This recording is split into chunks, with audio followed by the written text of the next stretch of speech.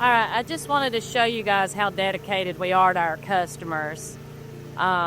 We just came through a hurricane on Wednesday, and we were without power.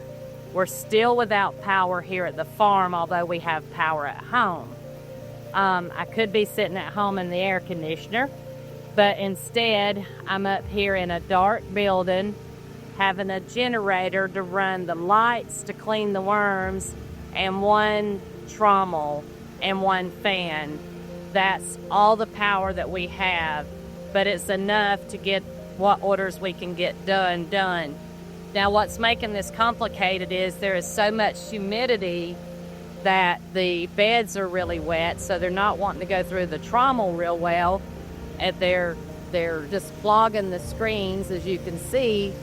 So it makes it really hard to get all the debris, or as much of the debris, off as we can.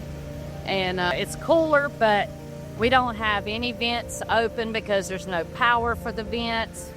So I just want you guys to know how dedicated we are to giving the best customer service that we possibly can, and hope that you guys will be patient with us until they can get our power back on and we can get back into full swing.